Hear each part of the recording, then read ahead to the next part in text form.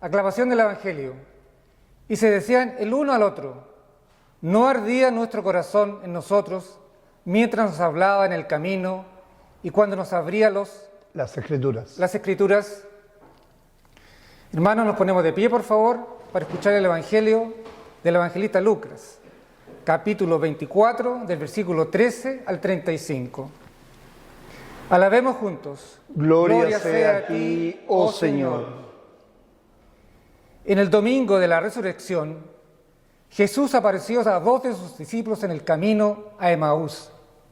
En su gozo de haber visto al Señor resucitado, los dos regresaron a Jerusalén en esa misma noche para compartir con los demás las buenas nuevas de la resurrección. Esto es palabra de nuestro Padre Divino. Y he aquí, 2 de ellos iban el mismo día a una aldea llamada Emaús, que estaba a 60 estadios de Jerusalén, e iban hablando entre sí de todas aquellas cosas que habían acontecido. Sucedió que mientras hablaban y discutían entre sí, Jesús mismo se acercó y caminaba con ellos, mas los ojos de ellos estaban velados para que no le conociesen, y les dijo: ¿qué pláticas son esas entre vosotros mientras camináis, y por qué estáis tristes? Respondiendo uno de ellos, que se llamaba Cleofás, le dijo: ¿eres tú el único forastero en Jerusalén que no ha sabido las cosas que en ella han acontecido en estos días? Entonces él les dijo: ¿qué cosas? Y ellos le dijeron: de Jesús Nazareno, que fue varón profeta, poderoso en obra y en palabra, delante de Dios y de todo el pueblo. Y cómo le entregaron los principales sacerdotes y nuestros gobernantes a sentencia de muerte, y le crucificaron. Pero nosotros esperábamos en él que había de redimir a Israel. Y ahora, además de todo esto, hoy es ya el 3er día que esto ha acontecido. Aunque también nos han asombrado unas mujeres de entre nosotros, las que antes del día fueron al sepulcro, y como no hallaron su cuerpo, vinieron diciendo que también habían visto visión de ángeles, quienes dijeron que él vive.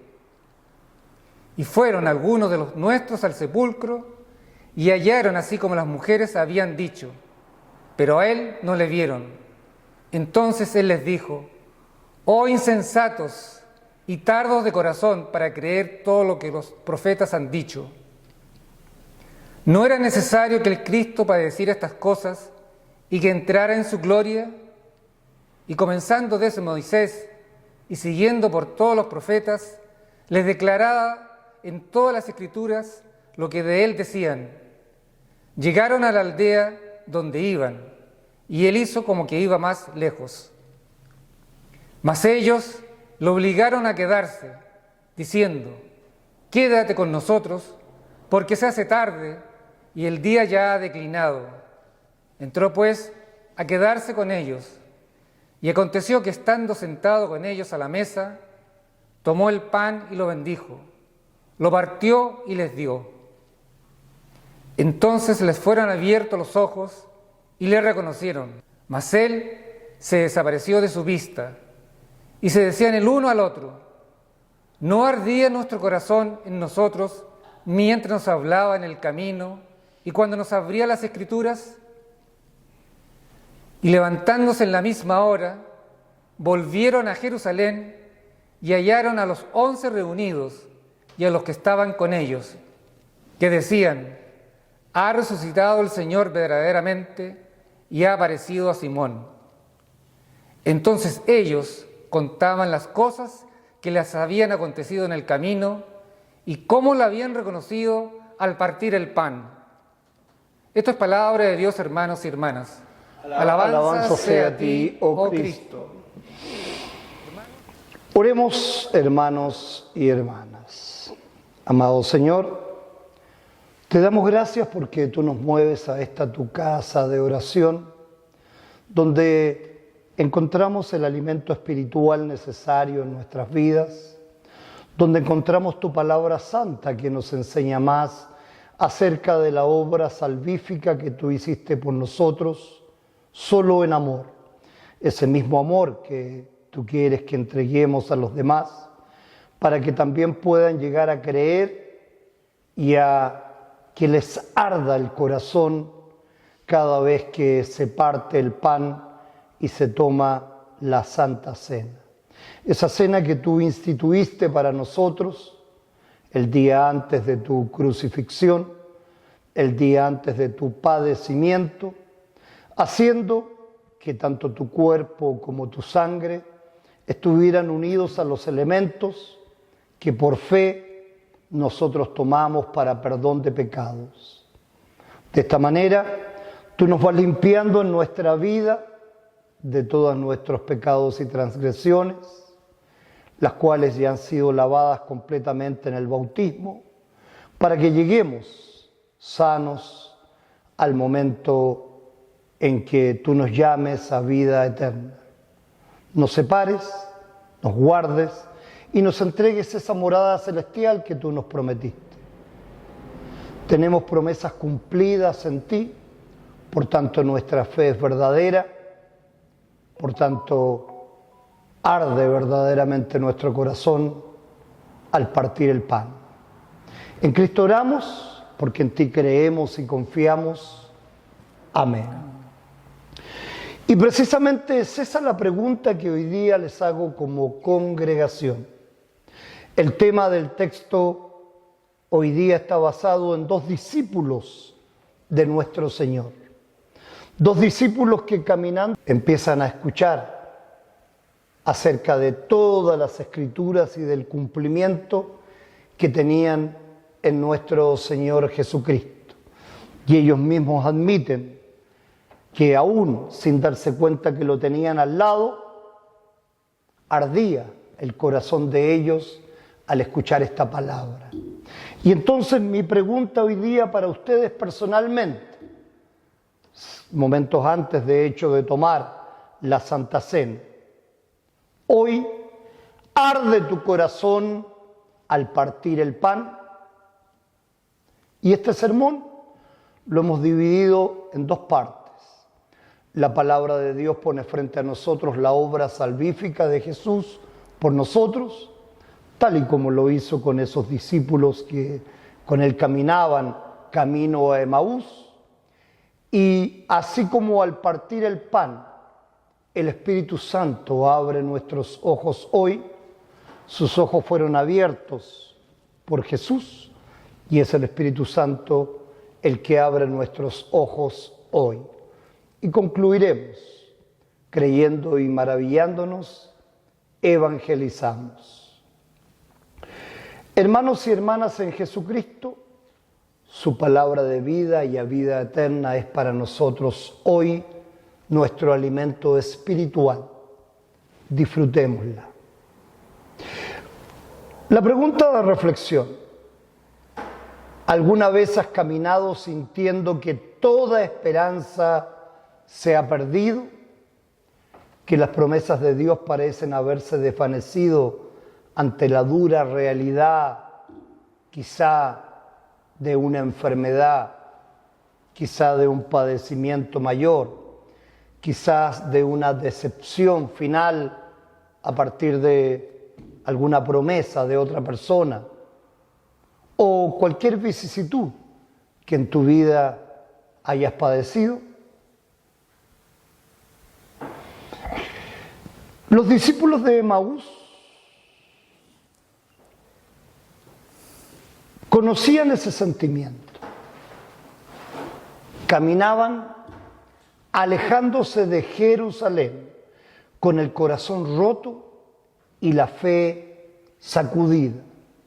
Sin embargo, sin saberlo, como nos dice Lucas 24:15, Jesús mismo se acercó y caminaba con ellos. Quizá algún escéptico dirá, pero bueno, ¿cómo estos hombres no vieron a Jesús si Él caminaba con ellos? Y nosotros los cristianos sabemos que para nuestro todopoderoso Dios todo es posible. No hay duda de que si Él quiere que no lo veamos, aún hoy día con fe viva, no lo vamos a ver. Y eso tiene un objetivo para que nos demos cuenta y valoremos aún más su palabra. Y hoy, 2000 años después, la misma pregunta resuena. ¿Arde tu corazón cuando Cristo se te revela? ¿Lo reconoces al partir el pan? Y todo esto porque ya lo hemos conversado tantas veces en las clases. No importan los títulos. Yo puedo ser un maestro en teología, puedo conocer toda la Biblia y toda la historia bíblica y todos los libros apócrifos y todo lo que haya. ¿Me sirve eso para vida y salvación? No. La escena del camino a Emaús no es solo un relato histórico, es el espacio de la vida cristiana, lo mismo que vivimos hoy día, no hay duda de ello, y que es confusión, duda, palabra proclamada y finalmente reconocimiento gozoso. Dios en su gracia soberana nos convoca hoy, a través de esta narración, a examinar si nuestro corazón arde todavía con la presencia viva del Cristo resucitado. Sigamos caminando a Emaús. Cleofás y su compañero caminaban abatidos. Sus palabras revelan una ley específica que los aplastaba. Habían puesto su esperanza en un Mesías político y triunfador. Y en la cruz se había destruido esa imagen. E imagen que ustedes bien saben, Jesús jamás alimentó, sino que muy por el contrario, dejó en claro que Él venía a otra cosa. Se los explicó y ellos nunca lo entendieron. Porque no hay peor sordo que el que no quiere escuchar.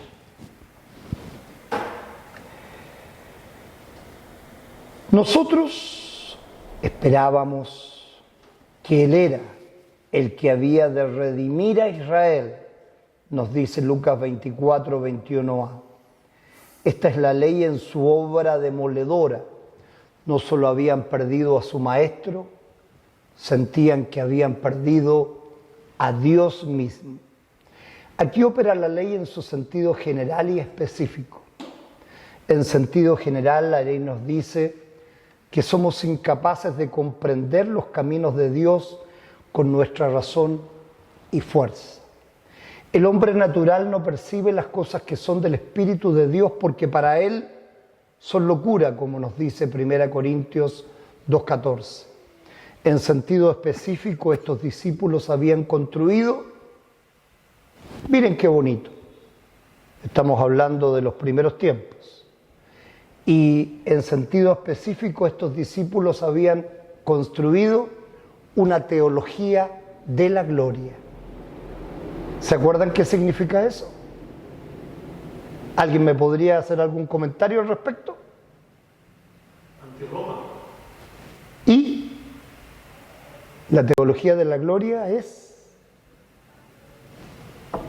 esa que habla de la bendición, esa que habla de el dinero. Dios nos va a aumentar las riquezas, nos va a dar salud, nos va a dar todo lo que necesitamos. Esa es la teología que se predica en muchas iglesias. Pongan su diezmo, pongan 100 y el Señor les va a dar 1000. Pongan 10.000 y el Señor les va a dar 1.000.000. Esa es la teología de la gloria. A mí me da muchas veces temor cuando hacemos oración por personas que pedimos por ellas.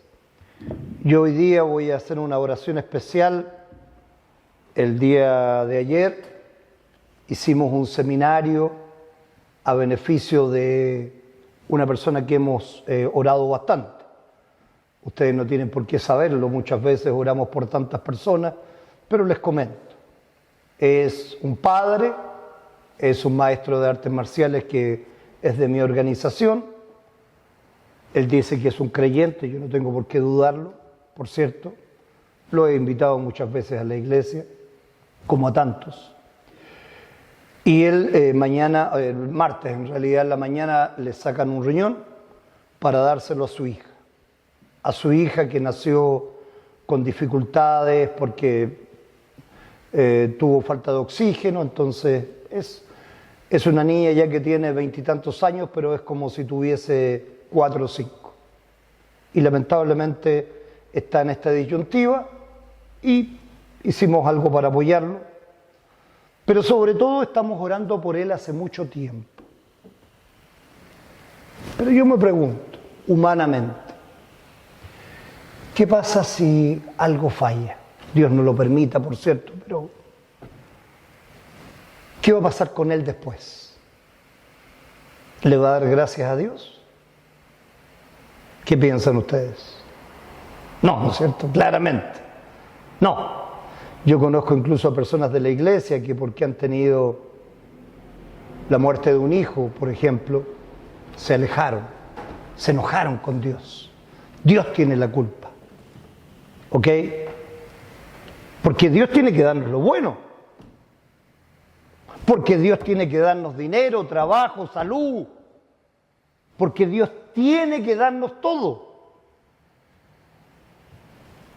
¿Así funciona nuestra fe? Pregunto yo. ¿Y qué pasa si no tenemos algo bueno? Nos quejamos, por supuesto, y está bien quejarse. El problema es que la gente se queja porque hace frío, porque hace calor, porque le duele un huesito, porque ay, que este dedito, ay, que esta otra cosita, ay, que me falta esto, ay, que me falta lo otro, es que tengo mucho, es que tengo poco, es que tengo el ropero lleno con ropa, es que me falta ropa, es que me faltan zapatos, me sobran me falta comida, me sobra comida, tengo esto, no lo tengo. O sea, nos quejamos por todo, ¿o no? Sí, ¿no es cierto? Entonces, somos así, por esencia.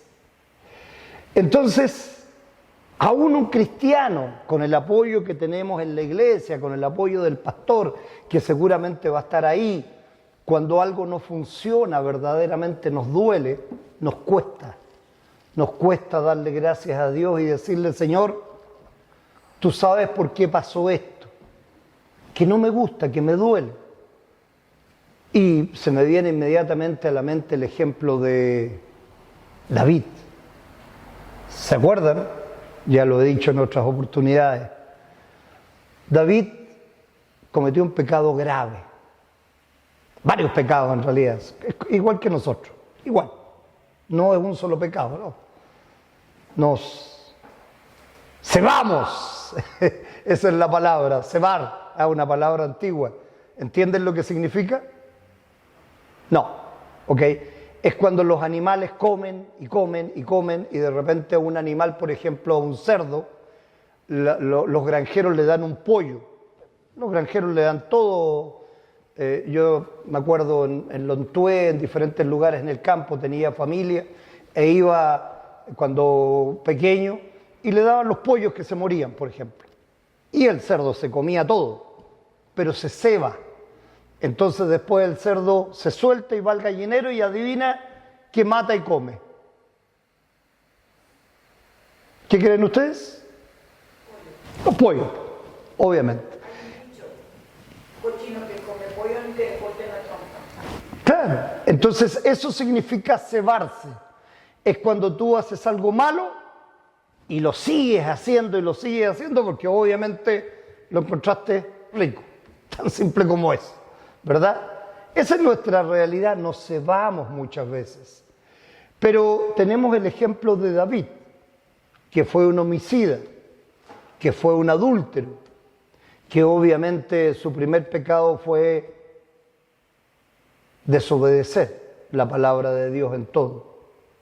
Y aún así, ¿qué decía la Biblia de él? Tenía el corazón como de Dios. Y entonces, cuando a David le nació el hijo del pecado, ¿qué le dijo el profeta Natán?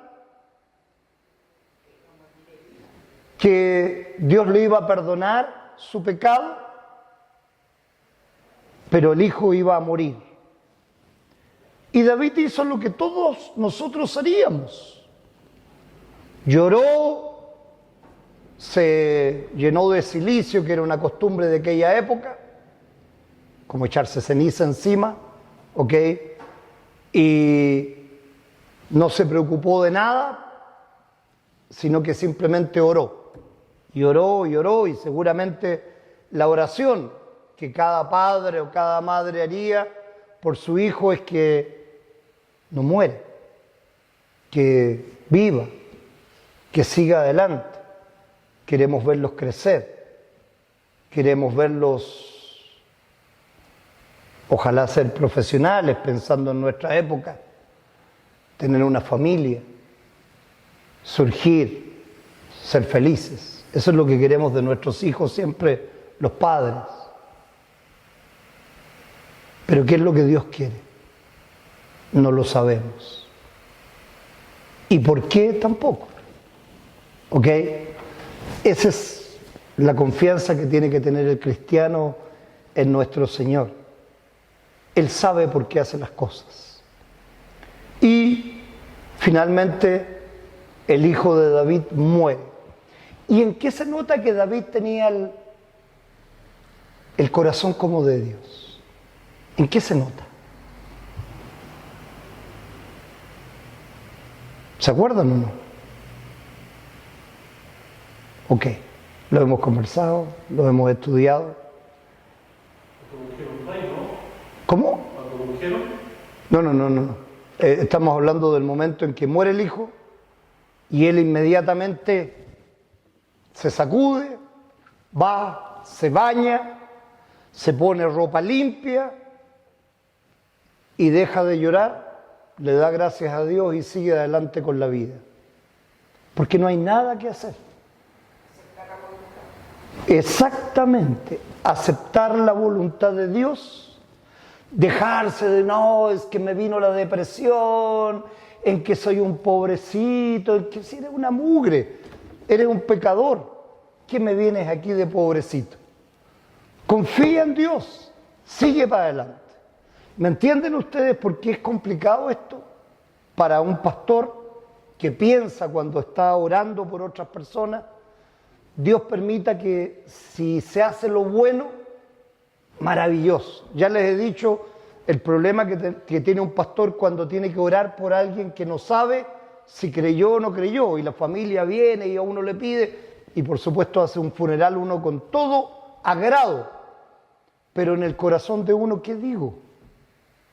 ¿Creería, no creería, no lo conozco? Bueno, hacemos un funeral para las personas que ojalá lleguen a creer. Ahora pasa lo mismo, estamos orando por personas que no sabemos qué va a pasar, que no sabemos si van a darse cuenta que la voluntad de Dios es superior a todo, es todopoderosa y que no podemos hacer nada al respecto. Si Dios permite que esto sea bueno, maravilloso, y es por algo y es para su gloria. Y si Dios no lo permite, también es para su gloria y también es para algo. Es para que quizá esa persona, ya lo he dicho tantas veces y lo digo constantemente, para que cuando oramos y esta necesidad haga recapacitar a la persona y decir, voy a orar yo de todo corazón.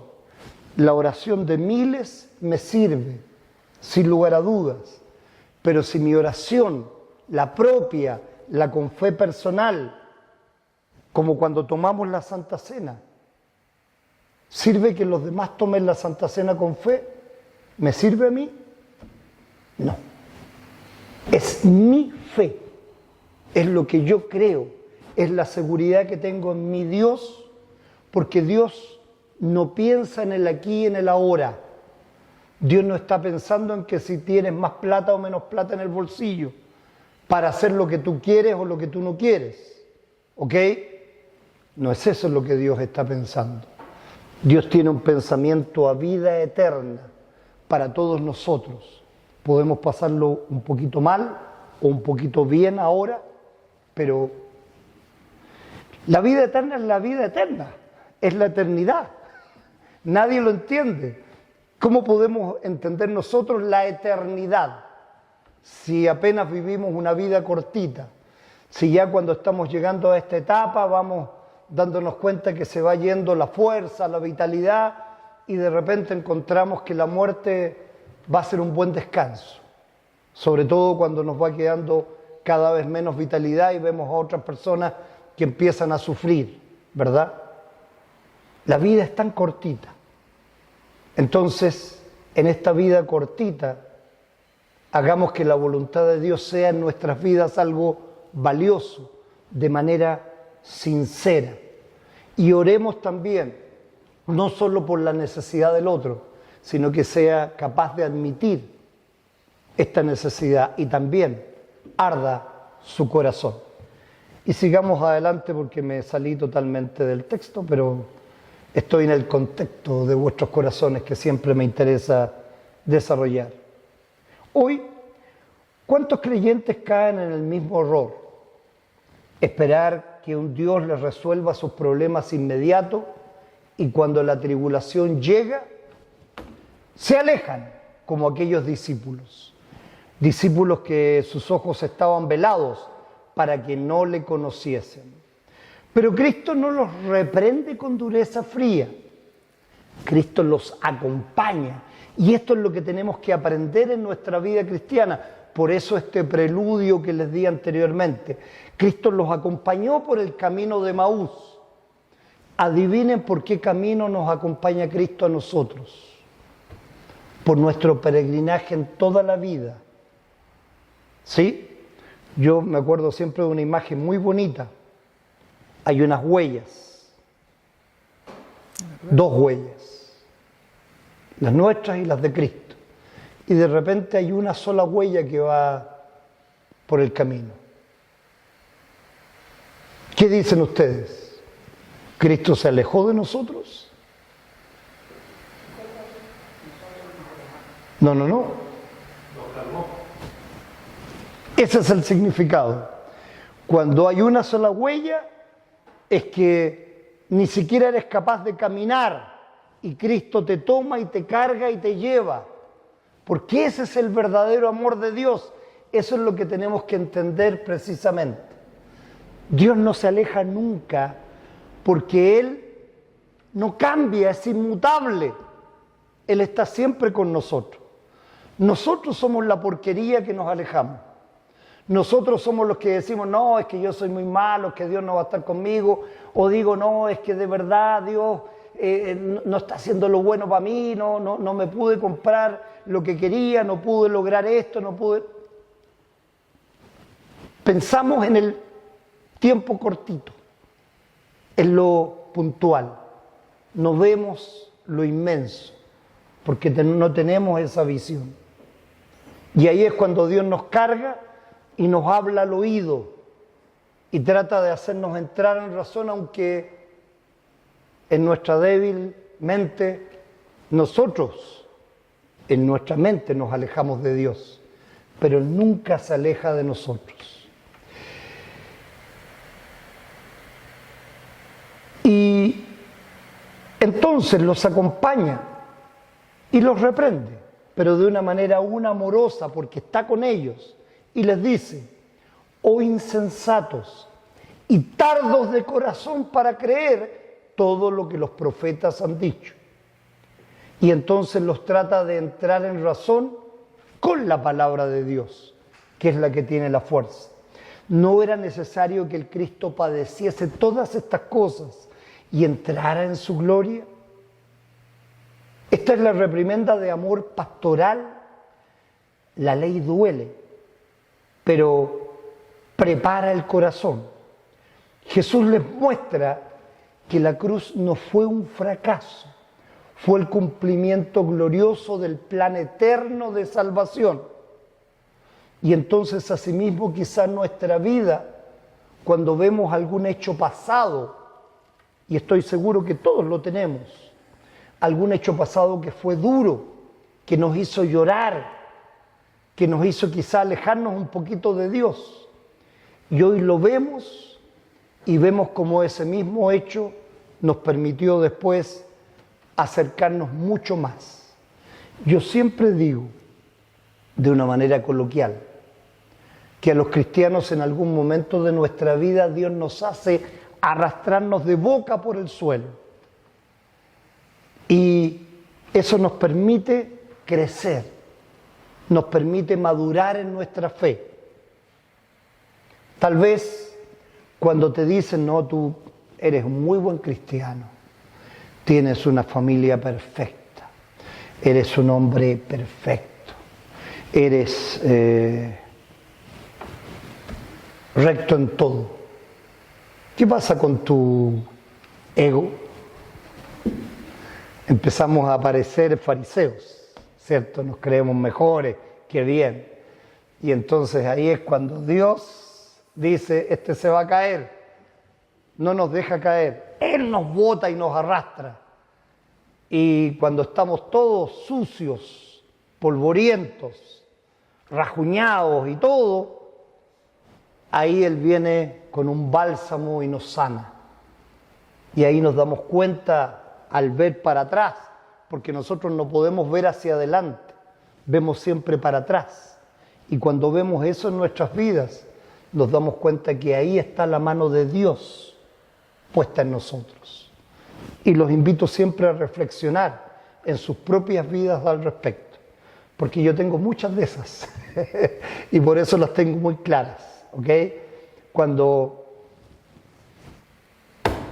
Y después acepto a Dios. Y entonces viene el Evangelio pleno, después del fracaso. Y ahí Dios les dice, y comenzando desde Moisés y siguiendo con todas las escrituras, lo que de él decían. Aquí está el Evangelio específico del texto. Toda la escritura habla de Cristo. Toda promesa converge en él, toda profecía se cumple en su muerte y resurrección. El Evangelio general proclama, porque de tal manera amó Dios al mundo que nos ha dado a su Hijo unigénito, para que todo aquel que en él cree no se pierda, mas tenga vida eterna. Y el Evangelio específico de este texto es Jesús mismo, Jesús resucitado, el Jesús que camina con nosotros, el Jesús que nos carga, el Jesús que nos abre las Escrituras y convierte nuestro llanto en ardor. La obra salvífica de Jesús, su encarnación, su obediencia perfecta, su muerte expiatoria y su resurrección gloriosa, no es filosofía, no es historia, es la realidad que sostiene cada paso del creyente, aún en sus caminos de Emaús. Los discípulos llegaron a Emaús y rogaron a aquel extraño que se quedara con ellos. La ley general nos dice que solos en la oscuridad de nuestra ignorancia espiritual no podemos alcanzar a Dios. Nadie puede venir a mí si el Padre que me envió no le trajere, nos dice Juan 6:44. Y la iniciativa siempre es de Dios. Por eso, ¿será bueno dejar de congregarnos?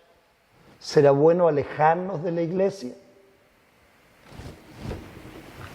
Pero siempre es la decisión de ustedes. Y entonces ocurre el momento cumbre, el nudo de todo este relato, que nos dice: y aconteció que estando sentado con ellos a la mesa, tomó el pan y lo bendijo, lo partió y les dijo. Y hoy estamos a punto de disfrutarlos. Reflexionemos en todo esto, sintamos la palabra de Dios como un fuego que jamás se va a enfriar en nuestros corazones y ese mismo fuego con el que arde nuestros corazones mientras que nos habla en el camino, mientras que nos abre las Escrituras a través de nuestra propia vida, entreguémosla también a otros, para que cuando oremos por ellos, estos sean capaces de que les arda el corazón, que aunque no se haga la voluntad de ellos, y siempre se hará la voluntad de Dios, que aprendan a aceptarla, que aprendan a darse cuenta que Dios tiene una visión mucho más grande y todopoderosa de nuestra vida y la vida de cada uno, sea o no sea creyente. Siempre nos da la oportunidad de caminar hacia Emaús y que nuestros ojos se abran por la fuerza de su palabra, que nuestro corazón arda y que podamos entonces en nuestra vida cristiana entregar este mensaje a otros, para que juntos lleguemos a vida y vida eterna, y en esta vida podamos tener comunión y comunión con sus medios de gracia. Demos gracias a Dios porque Él es bueno y por siempre es su misericordia, porque nosotros no le amamos a Él. Él nos amó primero y Él nos ama para vida y vida eterna. Amén, amén y amén, hermanos y hermanas. Y los invito hoy día a orar como siempre de manera pausada y antifonal. Lámpara es a mis pies tu palabra y lumbrera a mi camino. Señor, abre nuestros ojos para ver las maravillas de tu ley y tu evangelio. ¿No ardían nuestros corazones mientras nos hablaba en el camino? Enciende hoy nuestros corazones con tu presencia, oh Cristo resucitado. Lámpara es a mis pies tu palabra y lumbrera a mi camino. Señor, abre nuestros ojos para ver las maravillas de tu ley y tu evangelio. ¿No ardía nuestro corazón en nosotros mientras nos hablaba en el camino? Enciende hoy nuestros corazones con tu presencia, oh Cristo resucitado. Yo soy el camino y la verdad y la vida. Señor Jesús, quédate con nosotros porque el día ya declina. Ábrenos las Escrituras, parte el pan y envíanos ardiendo a proclamar que tú has resucitado verdaderamente. Amén. Y no se olviden, antes de tomar el pan y el vino, tienen que decir algo muy simple. Señor, sé propicio a mí, pecador. ¿Ok? No empiezo a pensar cuántos pecados he cometido, que los he cometido todos. Y Cristo me perdona por todo. Pero claramente en arrepentimiento quiero enmendar mi camino y caminar con Él, dialogar con Él, escucharlo. Y no que Él me tenga que cargar constantemente. Y la paz de Dios, que sobrepasa todo entendimiento, guarde vuestros corazones y vuestras mentes en Cristo Jesús para gloria de Dios Padre. Amén.